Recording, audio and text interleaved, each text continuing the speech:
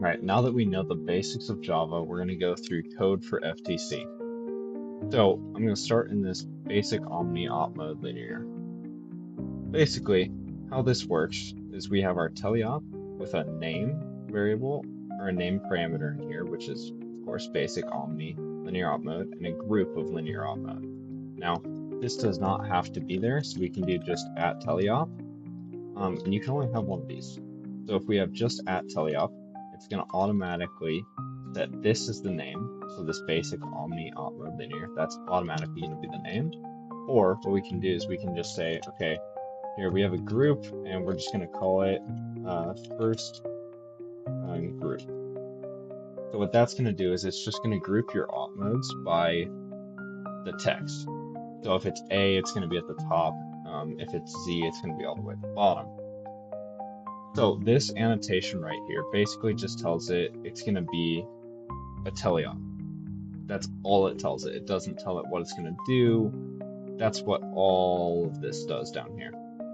So similarly there, we can go at autonomous. And what at autonomous will do is it'll tell it, all right, we're doing solely autonomous in this one. So it'll put it on the left side of your picker versus right side of the picker. So we're going to go to the autonomous, or we're going to go back to teleop. And now what this does, okay, it extends linear op mode. This is a requirement because it overrides this run op mode function, which is how the entire system works. So it'll start running the op mode, and it'll do this once. So while it's initializing, once you hit that init button, it's going to do this, and then you have to wait for start. Once it hits start, you can do this part, but then you have to do the while op mode is active. That's only for teleop.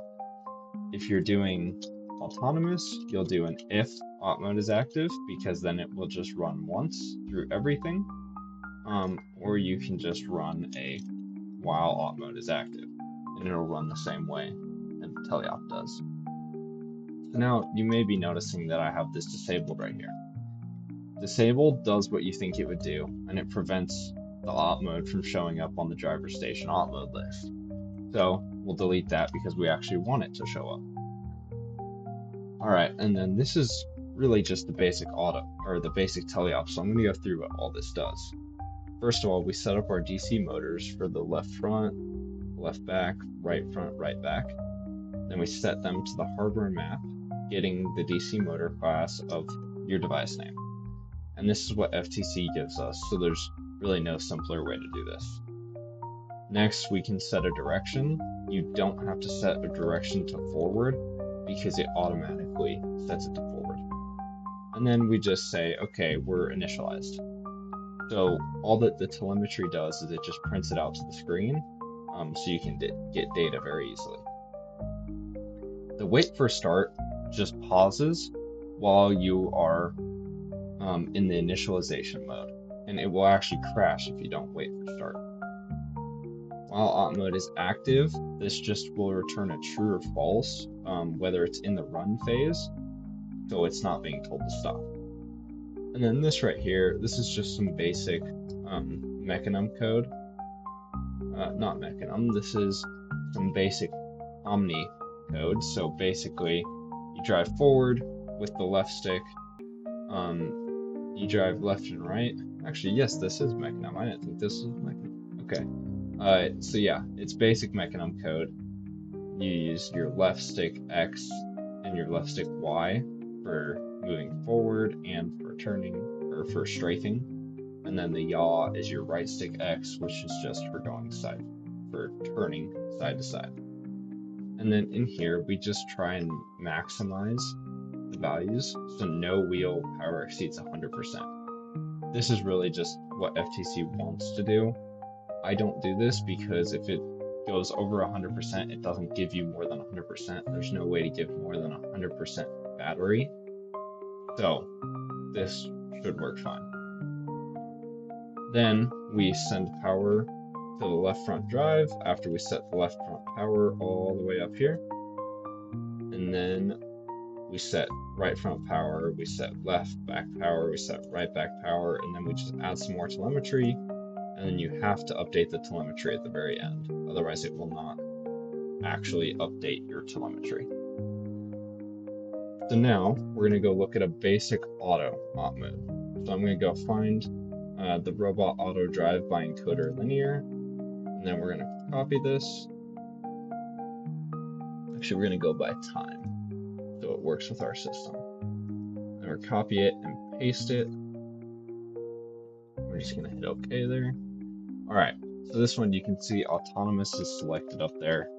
So it will be an autonomous op mode on the left side of the op mode list. And now we have our DC motor for the left drive and the right drive. This is a little bit different than the Omni op mode because the Omni op mode is created for a mechanism class. And then it's basically the same thing. We wait for the start, and then while the op mode is active, okay, and the runtime.seconds is less than 3, all that's saying is if we have less than 3 seconds elapsed, all right, we need to drive forward. We're going forward speed. And then what are we going to do next? We're going to spin right for 1.3 seconds. So we reset the timer. If it's less than 1.3, then it's doing nothing. So it won't set it to a different thing. It's just setting it up here. And then we're going to drive backward for 1 second, reset. And this is where it actually times it out. And really the only reason this works is because of this while op mode is active, because if it crashes or you hit stop, it's going to bug out and get very mad at you. So make sure if you do while loops that you include the if op mode is active. And if you want it to be even better, you go and not is stop requested. That will also save you. And then at the very end of this program, we're just going to stop it, and then we're going to return path is complete, update it, and then sleep. So yeah, that's a pretty simple auto and teleop, and obviously you can go much further with both of these.